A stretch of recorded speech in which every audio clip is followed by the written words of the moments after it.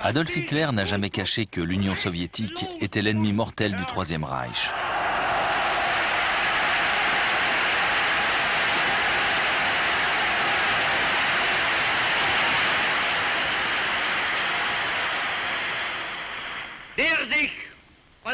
Il est le communisme. Les Aryens doivent conquérir les grandes steppes fertiles de l'Est, riches en matières premières.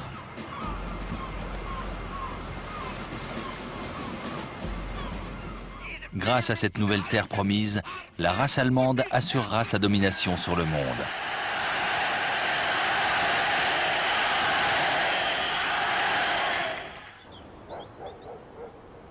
Dès les premiers mois de 1941, le Führer tourne en rond dans sa retraite des Alpes bavaroises.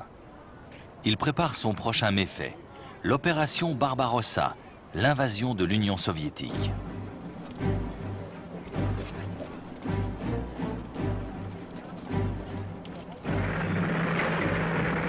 Ces forces, soigneusement rééquipées, ont été redéployées à l'Est.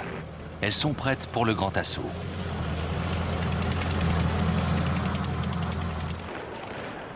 Staline est censé être l'allié de l'Allemagne, et cette position lui va d'autant mieux que son pays est loin d'être prêt à la guerre.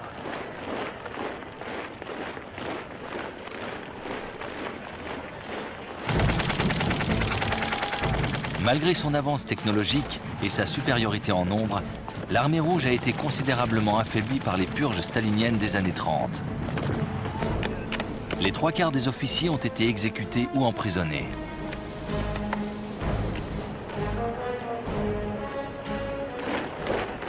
La paranoïa maladive de Staline a brisé le moral et l'efficacité des forces armées soviétiques.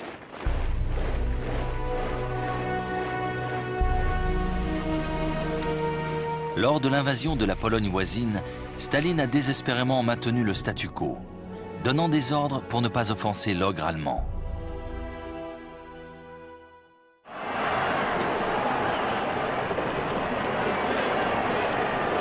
Mais avant de commencer sa propre campagne de Russie, Hitler doit sécuriser le flanc sud de l'Europe.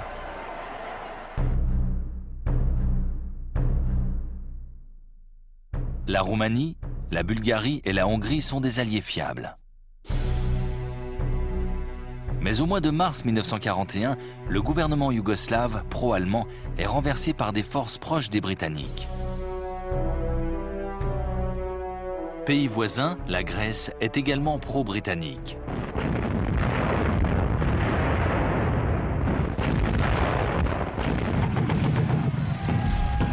Le 6 avril 1941, l'armée allemande pénètre dans les Balkans.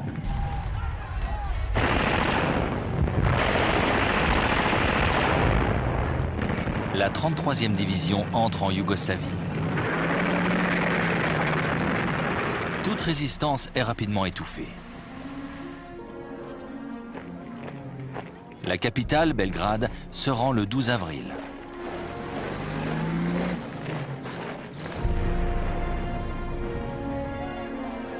La Grèce s'effondre avec la même rapidité. Malgré l'aide britannique, Athènes est prise en moins de 3 semaines. Désormais, Hitler a les mains libres. L'opération Barbarossa peut commencer.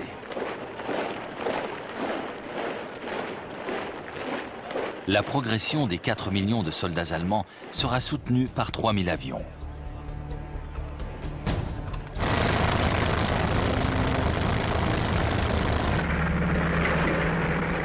L'offensive se déploie sur 3 axes. Au nord, un corps d'armée doit envahir les États baltes et s'emparer de Leningrad.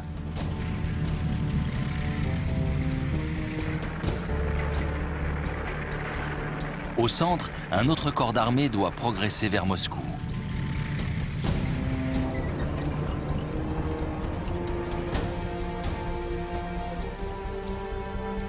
Le troisième, situé au sud, doit occuper l'Ukraine.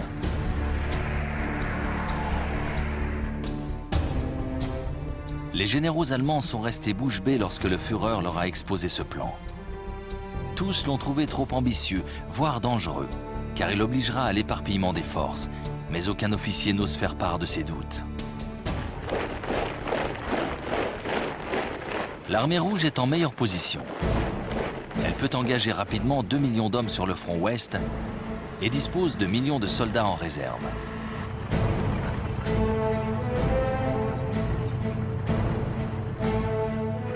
Avec 20 000 chars d'assaut, les forces blindées russes surpassent en nombre les 6 000 chars allemands.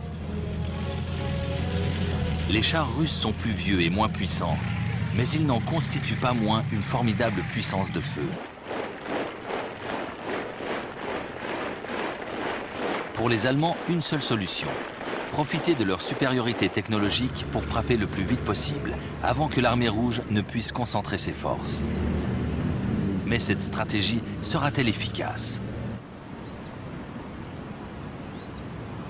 Le 22 juin 1941, à 3h15 du matin, l'opération Barbarossa commence.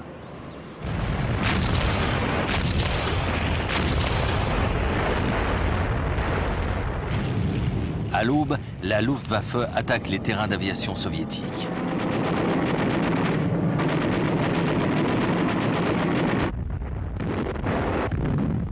Dans le même temps, les forces au sol montent à l'assaut.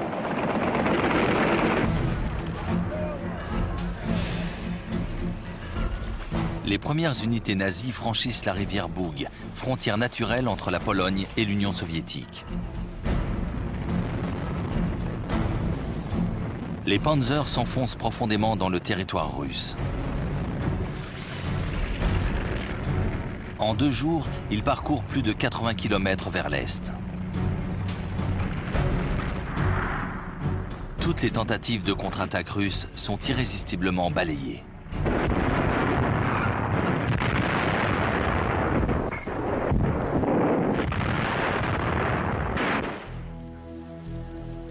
Des dizaines de milliers de prisonniers sont regroupés à l'arrière.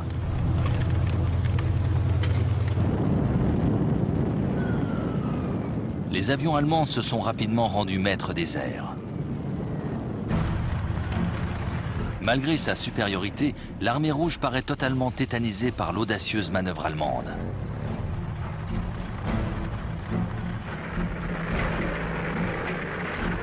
Le 29 juin, 7 jours après le début de l'invasion, 2 chars Panzer suffisent à capturer d'énormes forces russes près de la ville de Minsk.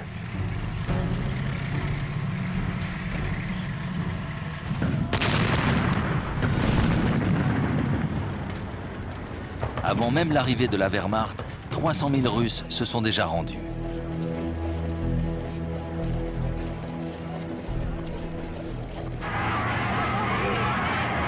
Dans certaines régions, les Allemands sont accueillis en libérateurs. C'est particulièrement le cas en Ukraine, où le sentiment anti-russe est très fort.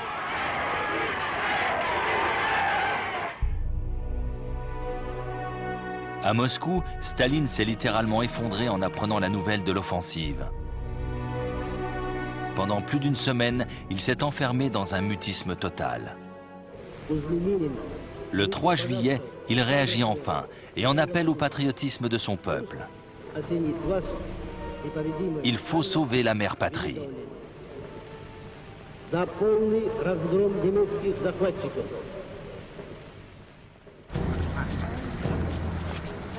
En Grande-Bretagne, Winston Churchill est plus nuancé à l'annonce de l'offensive.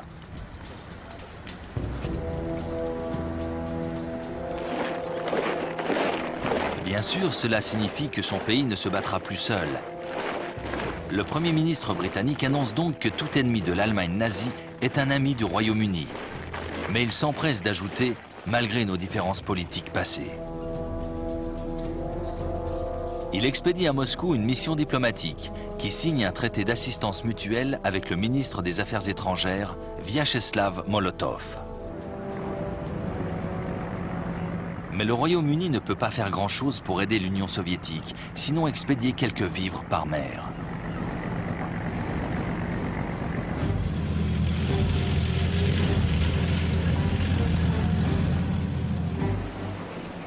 À la fin du mois de juin, l'offensive allemande a pénétré si profondément au cœur du territoire soviétique que rien ne semble pouvoir arrêter Hitler. Il est pourtant sur le point de commettre une première erreur stratégique.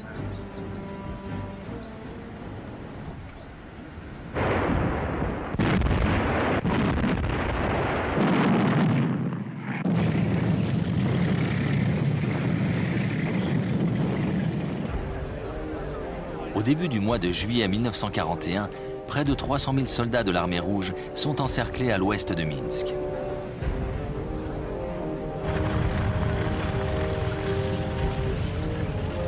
Les commandants des unités blindées, en particulier le général Guderian, sont partis en chasse.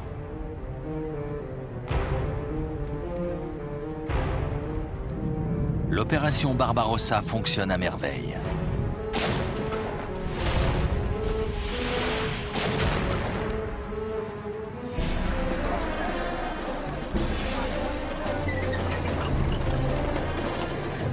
En moins d'une semaine, les Panzers sont à Smolensk, à seulement 300 km de Moscou.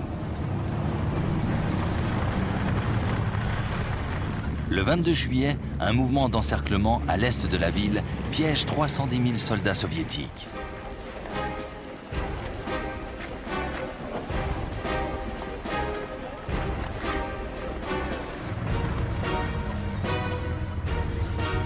L'armée allemande réalise alors une brève pause pour permettre au reste des troupes de faire la jonction. Si les blindés progressent rapidement, le gros de l'infanterie avance à marche forcée et le ravitaillement est transporté par des chevaux. Malgré ça, en 5 jours seulement, toutes les troupes sont rassemblées et se préparent à reprendre leur progression. La manœuvre peut être envisagée 9 jours plus tard. De gigantesques colonnes de prisonniers russes prennent le chemin de la captivité. Près de 2,5 millions ne reviendront jamais.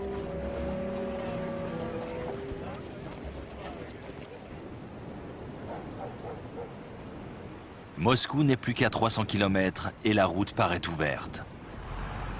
Il semble même que la capitale russe tombera avant la fin de l'été. Le plan fonctionne donc parfaitement. À certains endroits, l'avancée allemande rencontre toutefois quelques difficultés. L'armée rouge contre-attaque plus efficacement. Mais à la mi-juillet, le corps d'armée allemand situé au sud n'est plus qu'à 80 km de Kiev. Hitler décide alors que les panzers de Guderian doivent délaisser Moscou pour soutenir l'offensive sur Kiev.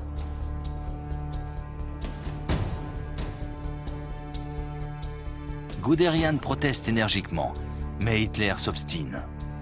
Aucune troupe ne progressera vers Moscou tant que Kiev ne sera pas tombé. Une erreur stratégique qui s'avérera fatale. Quelques indices démontrent désormais que l'armée rouge ne sera pas balayée aussi facilement que prévu. Les renforts soviétiques semblent sans limite. Plus de 16 millions d'hommes sont mobilisés. Et l'armée rouge dispose désormais de nouvelles armes.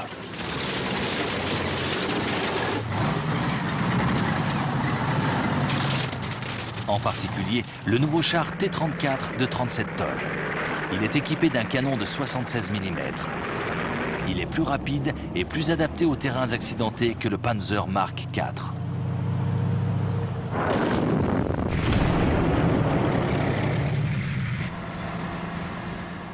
Alors que la Blitzkrieg se poursuit, les signaux d'alarme se multiplient. Le 23 août 1941, les Panzers de Guderian poursuivent leur poussée vers le sud. Ceux du corps d'armée sud remontent vers le nord 3 semaines plus tard. La tenaille se referme sur Kiev le 16 septembre 1941.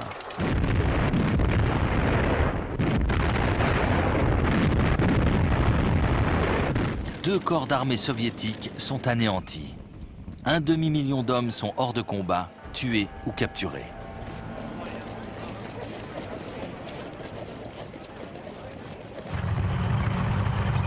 Le même jour, à plus de 1600 km de là, le corps d'armée nord encercle Leningrad, aujourd'hui Saint-Pétersbourg. Désormais, la ville est séparée du reste de l'Union soviétique. Un long siège commence. Adolf Hitler a décidé de ne pas ravager la cité. Les troupes allemandes doivent la faire tomber en affamant ses habitants.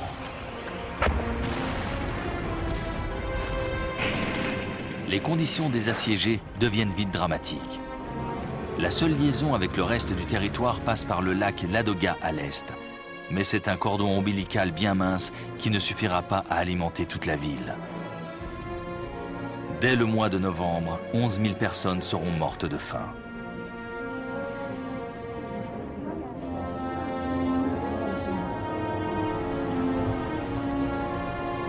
En hiver, les convois sur les eaux gelées se multiplieront.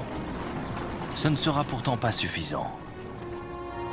En une seule journée du mois de décembre, 3 700 habitants mourront d'épuisement.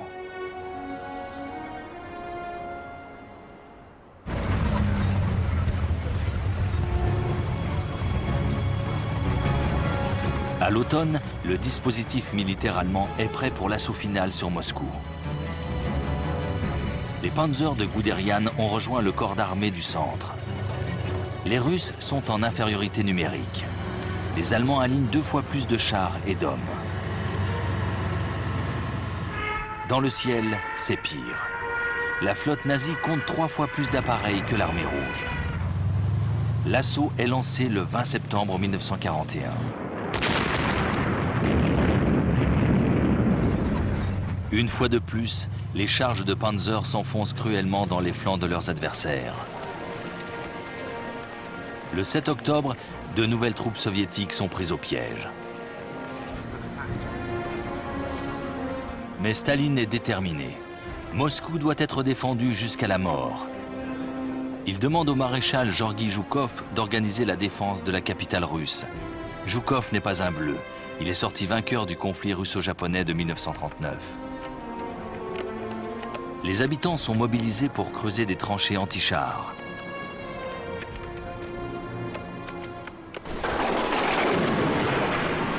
Mais c'est à un autre obstacle de taille que les Allemands vont se heurter, le mauvais temps. Le 8 octobre, un déluge s'abat sur eux. Les véhicules s'embourbent. Certains sont littéralement avalés par des flots de boue.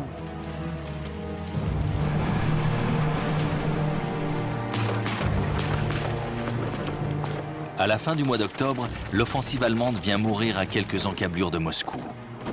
Les intempéries et la résistance acharnée des Russes ont eu raison des nazis.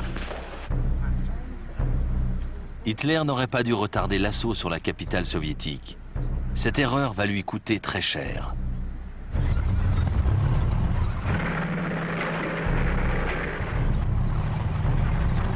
Pour le moment, il est plutôt satisfait, car dans le même temps, le corps d'armée sud a atteint la mer Noire, capturant 100 000 soldats soviétiques de plus.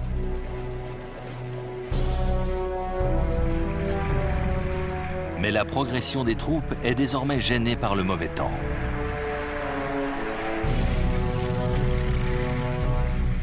La ville de Kharkov est tout de même prise le 24 octobre 1941.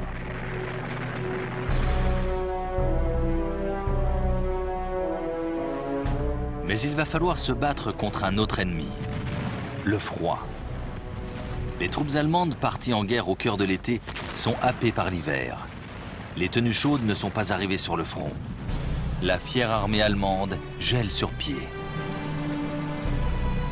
Aux portes de Moscou, le corps d'armée du centre est paré pour l'assaut final. La capitale doit tomber, et vite. Le 4 décembre, les unités de pointe ne sont plus qu'à 26 km de la place rouge. Les radios crépitent. Des patrouilles de reconnaissance ont aperçu les dômes dorés du Kremlin. La nuit même, la température baisse encore. Au matin, les moteurs des chars ne redémarrent pas. Les armes sont inutilisables et de nombreux soldats ont de sévères engelures. Le 5 décembre, l'offensive est stoppée.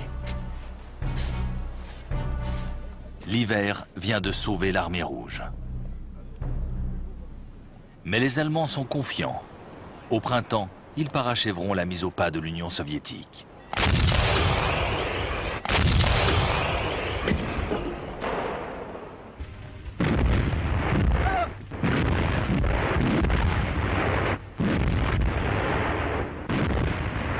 Les troupes de Staline ont été bousculées sur tout le front de l'Ouest. Mais la donne va changer. Le dictateur soviétique a dû, pendant tout l'automne 1941, se prémunir d'une attaque japonaise en Sibérie. En novembre, l'un de ses espions au Japon l'assure que les troupes nippones ne passeront pas à l'offensive.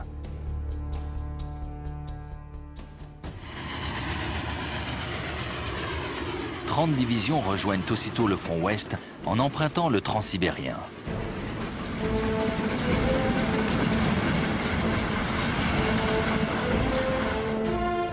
Ces régiments sont parfaitement équipés et entraînés pour combattre dans le froid glacial de l'hiver russe. Au début du mois de décembre, plus de 500 000 hommes sont venus renforcer les troupes en position près de Moscou.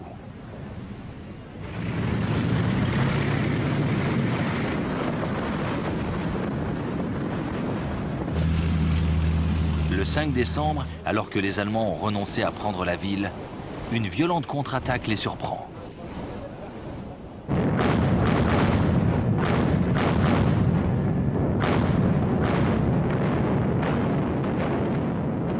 Après un intense barrage d'artillerie, des vagues de chars soviétiques T-34 percent leur ligne de défense.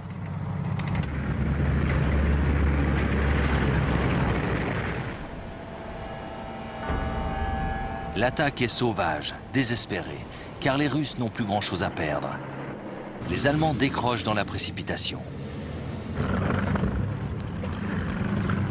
Les 7 jours suivants, les troupes soviétiques démantèlent les forces nazies.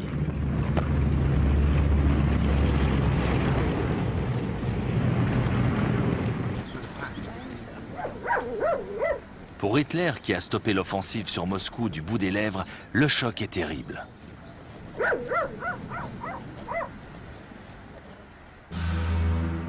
Le 19 décembre, il destitue le commandant en chef, le Feldmaréchal Walter von Brauchitsch, et prend lui-même la tête des opérations.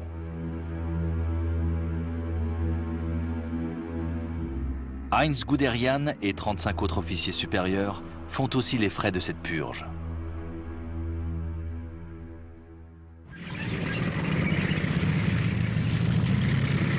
Hitler n'a qu'un mot d'ordre, arrêter la retraite.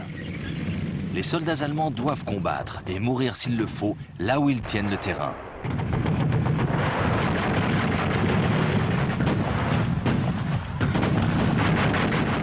Et ça marche. La ligne allemande se stabilise enfin. De son côté, Staline, exalté par le succès de ses troupes, réclame une offensive générale. Le maréchal Zhukov, fort de son expérience, tente de le dissuader, en vain.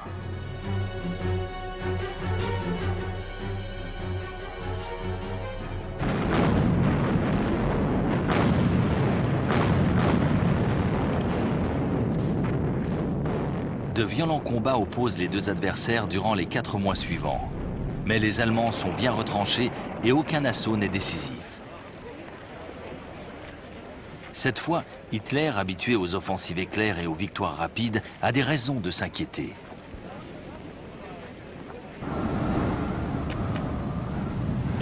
Son armée est embourbée loin de ses bases, au cœur du territoire soviétique, et les Russes ne semblent pas devoir lâcher prise aussi facilement que prévu.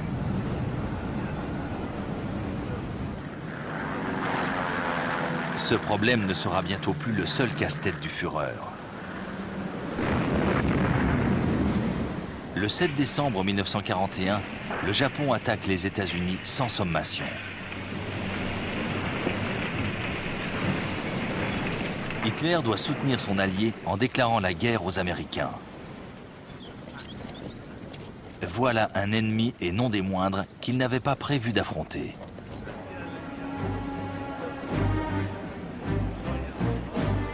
Au début de l'année 1942, Hitler décide de poursuivre l'offensive en Russie. Il doit établir une nouvelle stratégie.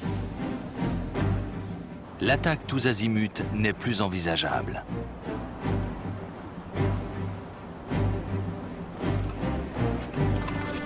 De plus, tous les analystes économiques allemands l'alertent sur le faible niveau des réserves de carburant.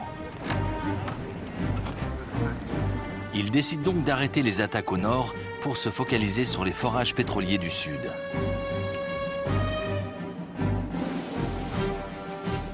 Nom de code de l'opération Bleu. Le corps d'armée A progressera au sud de Kharkov afin de s'emparer des champs pétrolifères, pendant que le corps d'armée B couvrira la manœuvre le long du fleuve Don.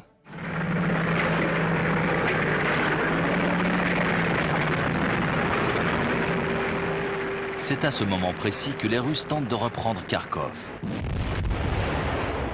De violents accrochages se produisent.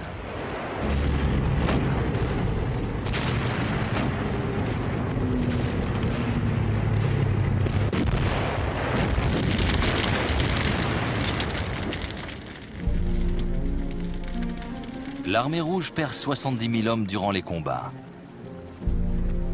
200 000 partent en captivité.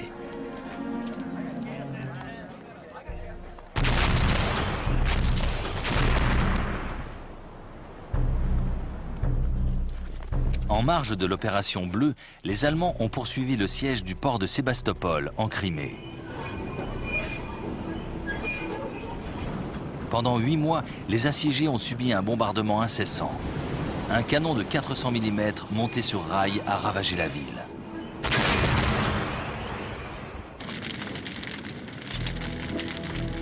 À la fin du mois de juin 1942, Sébastopol se rend. La route vers le pétrole du Caucase est enfin totalement ouverte.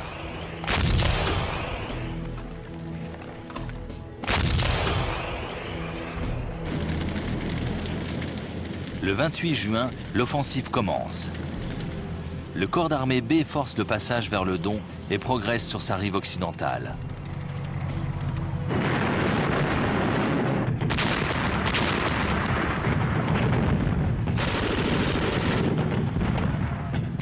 Le corps d'armée A doit faire face à une résistance farouche.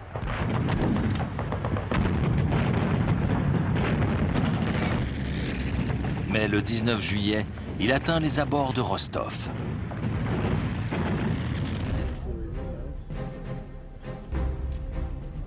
C'est à ce moment précis qu'Adolf Hitler prend une série de décisions qui vont s'avérer désastreuses.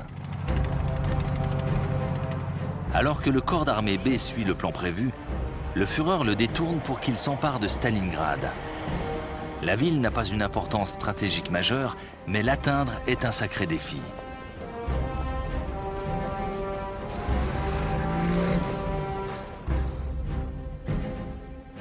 Deux semaines plus tard, Hitler commet une nouvelle erreur.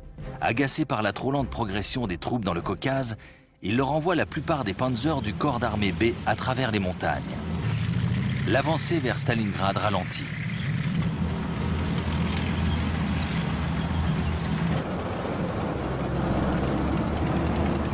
Renforcé par les blindés, le corps d'armée A s'engage dans une course à travers le Caucase. Il n'est plus qu'à 130 km de la mer Caspienne et menace de couper de tout soutien les troupes soviétiques présentes dans la région. Mais Hitler change à nouveau d'avis. Excédé par la trop lente avancée de ses forces vers Stalingrad, il ordonne aux panzers de retourner vers le nord.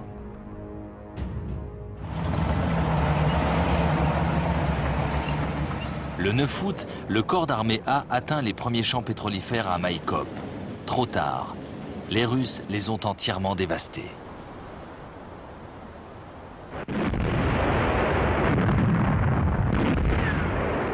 Sans renfort, les troupes allemandes ne peuvent poursuivre leur conquête des puits de pétrole situés dans le centre du Caucase et près des côtes de la mer Caspienne.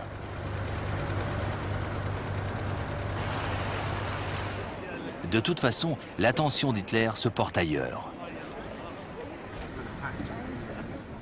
À la fin du mois d'août, le corps d'armée B parvient enfin à Stalingrad.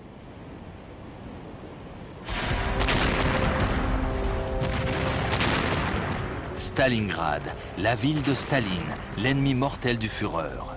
Hitler veut l'anéantir. L'une des batailles les plus importantes de la Seconde Guerre mondiale va commencer.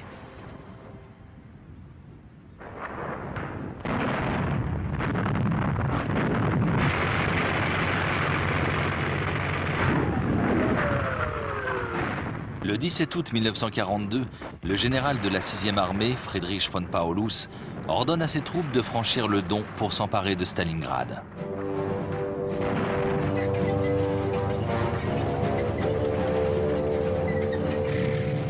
6 jours plus tard, des panzers parviennent sur les bords de la Volga, au nord de la ville. Les combats débutent dans les faubourgs.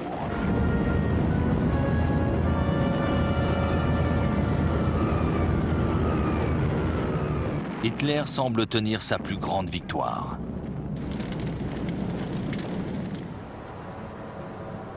Stalingrad est l'un des centres industriels de l'Union soviétique.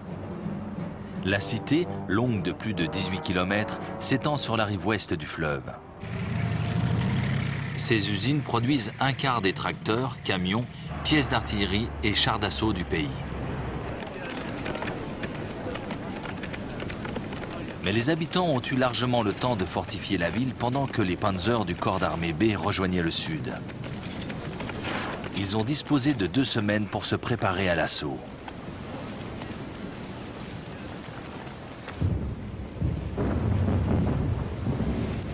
La stratégie allemande est simple. Emporter la ville au cours d'une offensive massive.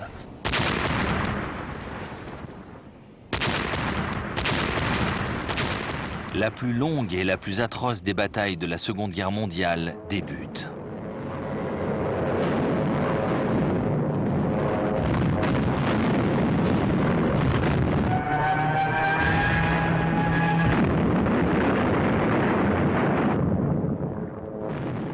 Les fantassins et les chars allemands progressent derrière le rouleau compresseur des Stuka qui bombardent minutieusement chaque rue.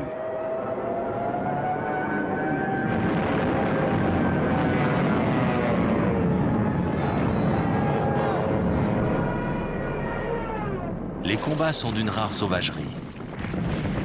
On s'étripe pour une maison, on se bat dans chaque pièce.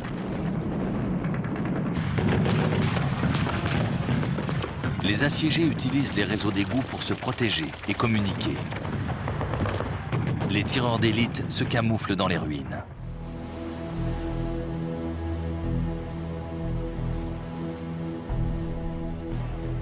Les renforts russes doivent emprunter le fleuve.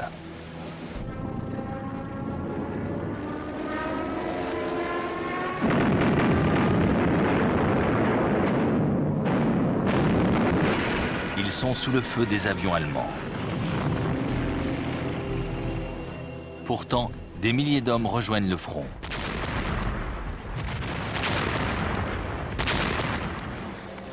À la fin du mois de septembre, l'offensive allemande a ouvert un chemin vers le centre de la ville. La Volga n'est plus qu'à quelques encablures. Pour Hitler, la chute de ce symbole est devenue une obsession.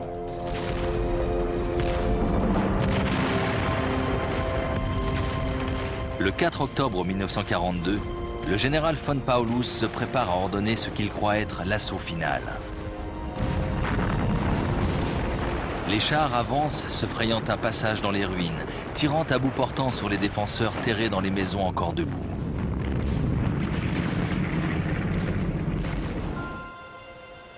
Un officier allemand témoigne.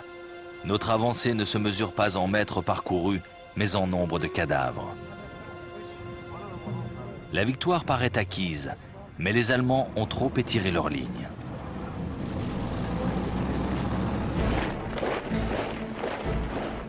À la mi-novembre, les défenseurs de Stalingrad reçoivent des renforts. Plus d'1 million d'hommes, 13 500 canons, 900 chars et 1 millier d'avions rejoignent secrètement le front.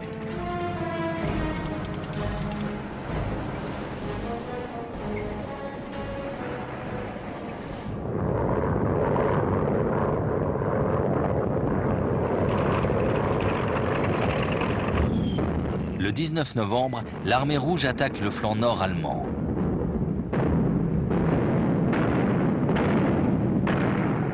Après un important barrage d'artillerie, les chars T-34 percent les positions des assiégeants.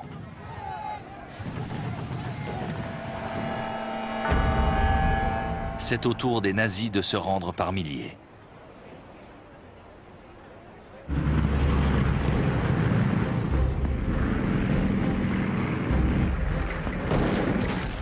Le jour suivant, un autre assaut dans le sud cette fois remporte le même succès. Le 23 novembre, à l'ouest de Stalingrad, la tenaille soviétique coupe en deux la 6e armée allemande.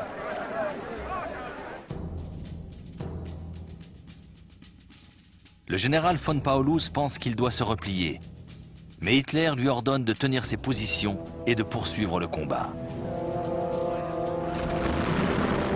La Luftwaffe assure au Führer qu'elle pourra parachuter les vivres nécessaires aux troupes bloquées à Stalingrad. Cela suffit pour qu'Hitler leur demande de résister en attendant une hypothétique relève.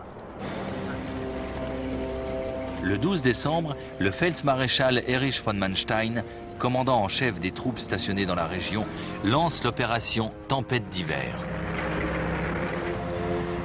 Pour venir en aide aux forces de von Paulus et briser l'encerclement soviétique, il va lancer une charge massive de Panzer.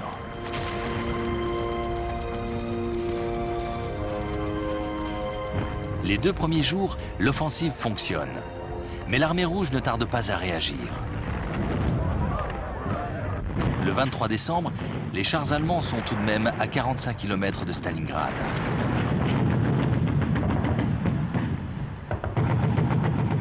Manstein demande à Paulus de tenter une percée pour se libérer de l'étau soviétique.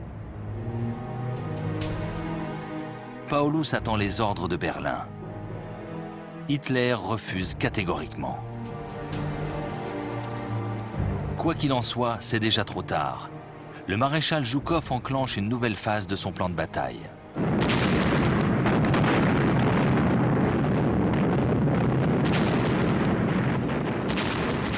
Il lance un assaut massif sur les forces blindées venues secourir von Paulus.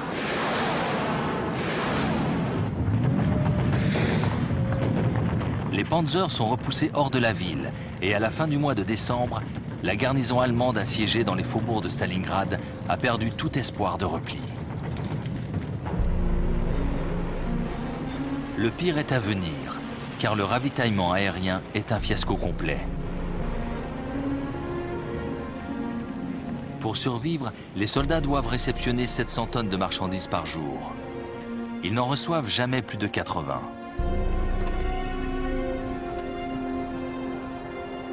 La météo est défavorable et désormais ce sont les chasseurs du Normandie-Niemen qui maîtrisent le ciel. L'étau se referme de plus en plus sur les forces nazies.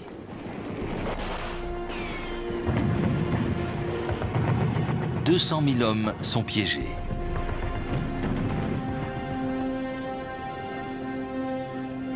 Le 8 janvier, les Soviétiques leur demandent de se rendre.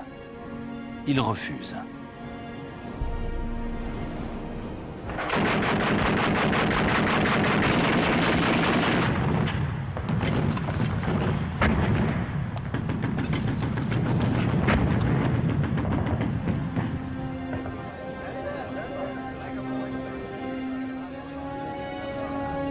Le 31 janvier 1943, von Paulus abandonne.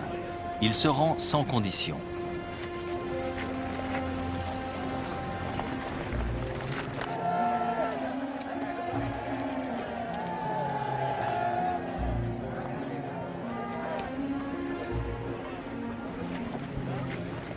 Près de 100 000 soldats partent en captivité. 5 000 seulement reverront l'Allemagne.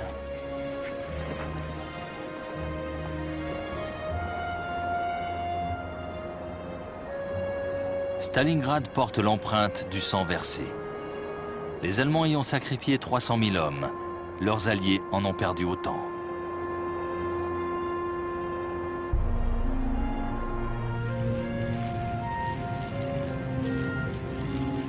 Les Russes accusent des pertes similaires, dont des milliers de civils.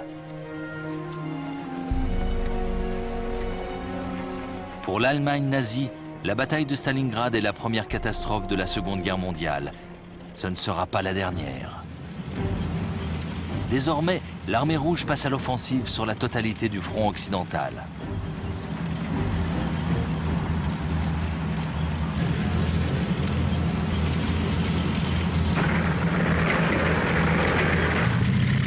Pour les Soviétiques, Stalingrad est un triomphe.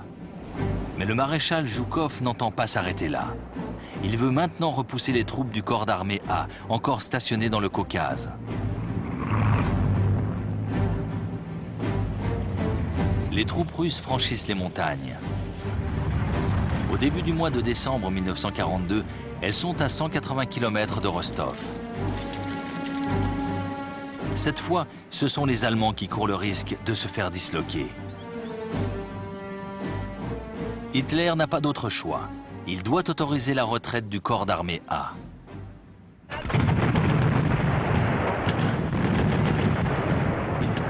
Les mois suivants, les Allemands réussissent une ingénieuse opération de repli.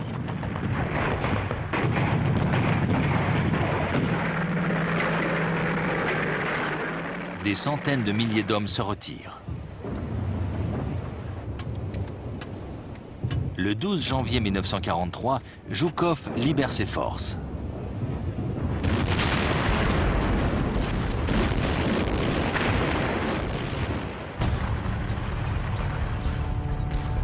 Les Soviétiques progressent sur un front de 750 km.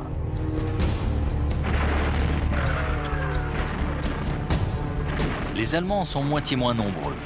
Le Feldmaréchal von Manstein réalise un mouvement de retraite parfait.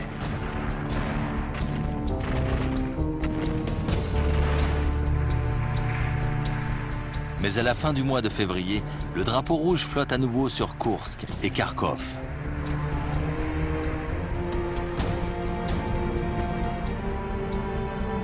Cette offensive d'hiver a porté un coup fatal à la puissance allemande. En quelques mois, Hitler a perdu 1 million d'hommes, un grand nombre de chars et de pièces d'artillerie. De son côté, l'armée rouge a préservé son énorme potentiel humain.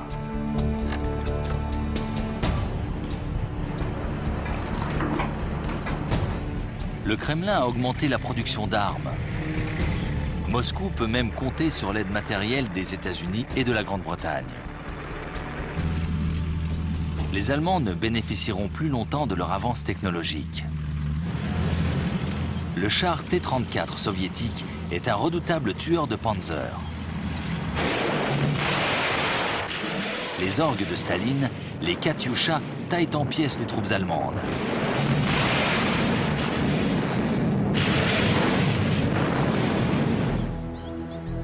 Hitler croit encore qu'il peut gagner. Il rêve d'une offensive éclair qui repousserait les Soviétiques et lui permettrait de reprendre l'initiative.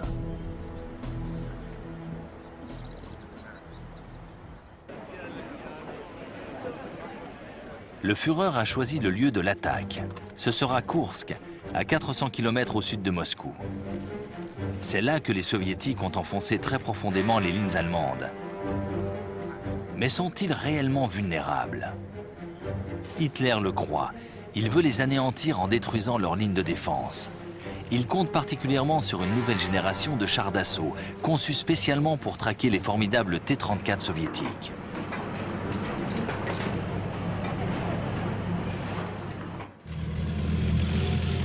Le char Tigre ne pèse pas moins de 55 tonnes. C'est un monstre. Il est lent, mais possède un canon de 88 mm.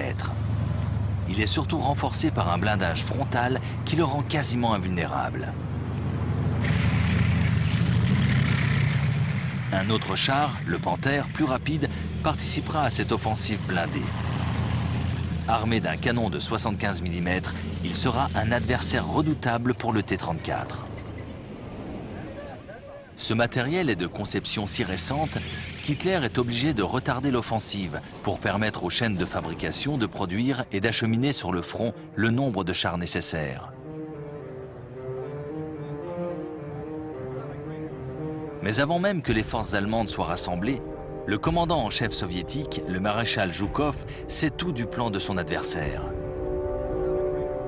L'un de ses espions, infiltré au sein du haut commandement nazi, lui a fourni le lieu exact de la prochaine attaque. Zhukov a donc ordonné la construction d'un ensemble de fortifications, des fossés anti-chars, des champs de mines, de larges ceintures d'obstacles infranchissables. Il a aussi considérablement augmenté ses forces dans la région en comblant les points les plus vulnérables de sa défense avec des unités de blindés et d'infanterie.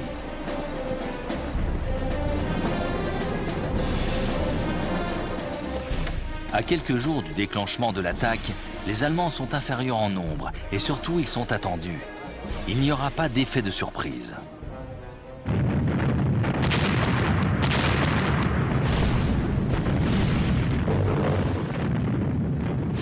Le 5 juillet 1943, alors que les nazis s'apprêtent à se mettre en route, les soviétiques déclenchent contre eux un intense barrage d'artillerie.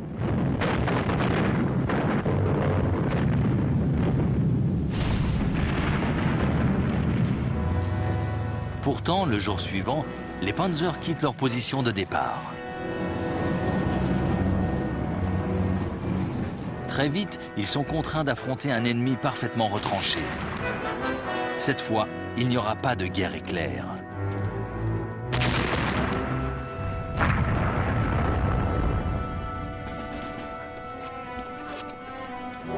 L'offensive est même un quasi-désastre. Au nord, pour 9 km conquis, les Allemands perdent 25 000 hommes et 200 chars.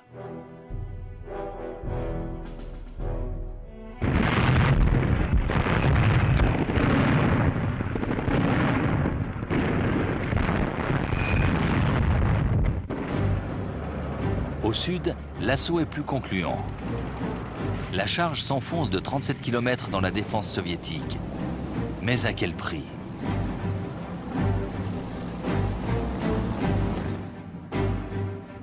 « 10 000 hommes sont tués au combat.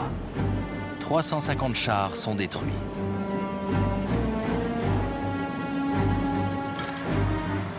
Un bref instant, le commandement peut croire au succès de la percée.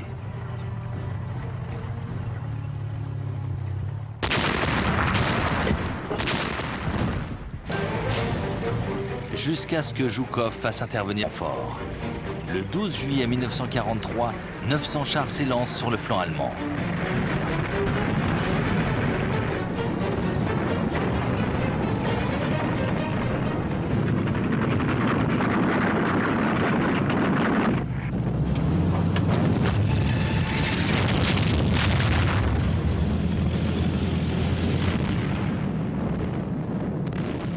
2000 chars d'assaut sont désormais engagés dans ce qui restera comme la plus formidable bataille de blindés de la Seconde Guerre mondiale.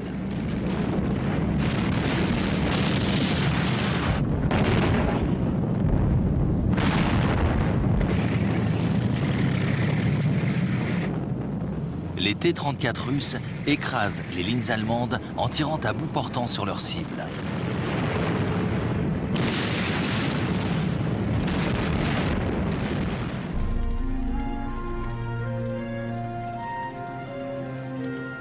Après une seule journée d'un combat sauvage, les nazis battent en retraite. Ils laissent derrière eux 350 carcasses de blindés.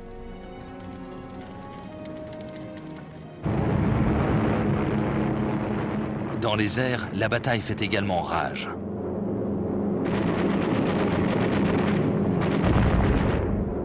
Mais les forces aériennes russes ont désormais le contrôle du ciel.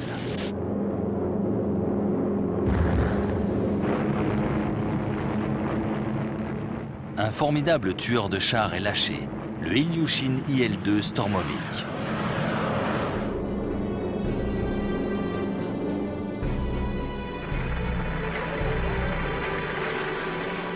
Le 23 juillet, les Allemands abandonnent tout le terrain conquis les jours précédents.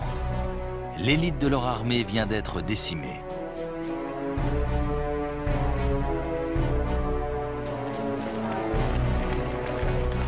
À Koursk, Adolf Hitler a envoyé à la mort 50 000 hommes. Il a perdu 700 de ses meilleurs chars d'assaut.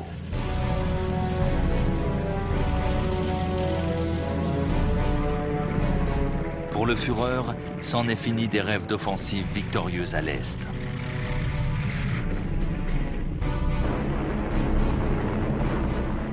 Les Russes viennent de faire basculer le cours de la guerre.